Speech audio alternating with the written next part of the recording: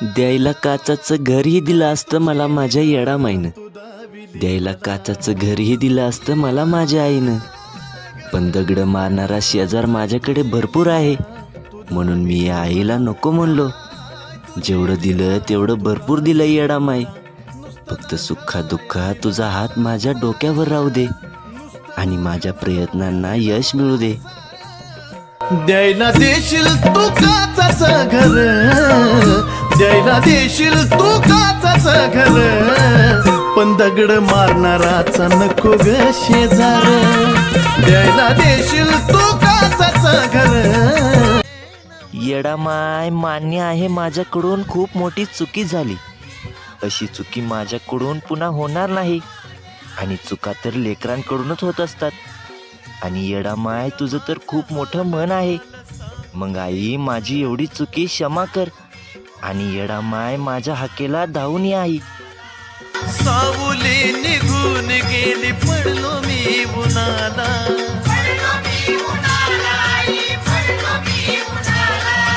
वासराला सोडून कुठं. चांगल्याने चांगलं आणि वाईटाने वाईट समजलं मला. पण माझ्या वाईट वेळेत कोण कामी नाही आलं.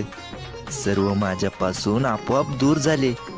आणि त्याच वाईट वेळेमध्ये येडामाईनं माझा हात पकडला आणि मला येरमाळ्याला घेऊन गेली.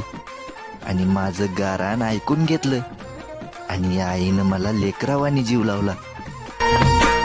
तिनं मला लावला जीव गुळावानी ग्वाड, रांचं मी पाखरू पण लेकरावानी लाड. एखाद्याच्या कष्टाचा घास जर हिसकावून घेत असाल आणि तुम्हाला वाटत असेल ती येडामाय तुम्हाला माफ करल, हे अतिशय चुकीचं आहे. ती येडामाय तुम्हाला कधी माफ करणार नाही. कारण की ती तिच्या लेकराच्या डोळ्यामध्ये एक पण अश्रू बघू शकत नाही. तिच्यासाठी तिची लेकरच सर्व काही आहेत.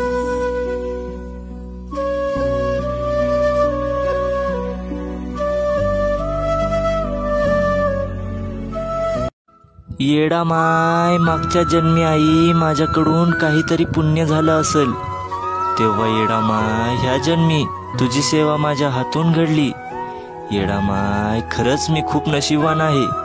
मला तुझ्यासारखी आई मिळाली. मला माझी येडामाई मिळाली. आई राजा उदे उदे.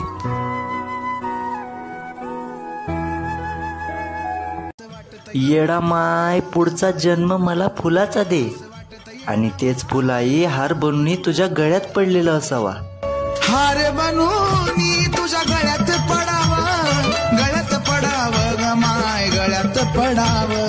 हार बनून तुझ्या गळ्यात पडावं, गळ्यात पडावं ग माय, गळ्यात पडावं. शेंदुराची मूर्ती त्याला नागवेलीचं पान, पाहता तुझं रूप येडामाय हरवून जातंय देहभान. करतो तुझ्या नावाचा जय जयकार, देऊन तुला हळदी कुंकाचा मान. आई राजा उदे उदे.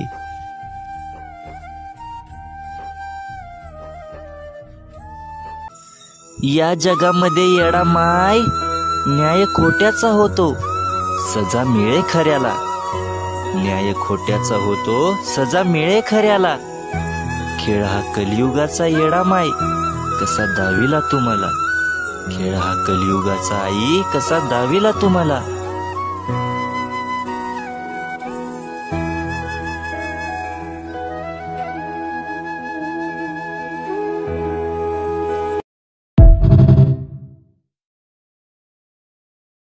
भक्ती केल्याशिवाय देव दिसत नाही, सेवा केल्याशिवाय स्वर्ग मिळत नाही, आणि पैशाशिवाय हे जीवन जगता येत नाही.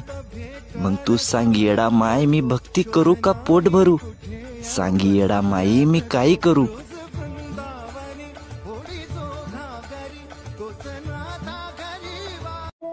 येडामाईचं लेकरू मी, या आईच्या शब्दाचं पालन करणं, येडामाईची सेवा करणं हा माझ्या आयुष्यातला सर्वात महत्त्वाचा नियम आहे. आणि ज्या दिवशी या येडामाईचं नाव माझ्या ओठावर नसेल, तो दिवस माझ्या आयुष्यातला शेवटचा दिवस असेल. आई राजा उदे उदे.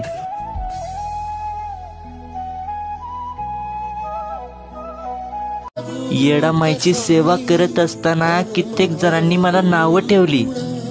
या आईच्या सेवेमध्ये मला वेडं समजलं गेलं. पण मी ह्या लोकांचं काही ऐकलं नाही. माझ्या येडामाईची सेवा करत राहिलो. लोक फक्त नावं ठेवण्यासाठी असतात. आणि या माझ्या येडामाईला माहिती आहे माझं मन कसं आणि मी कसं आहे.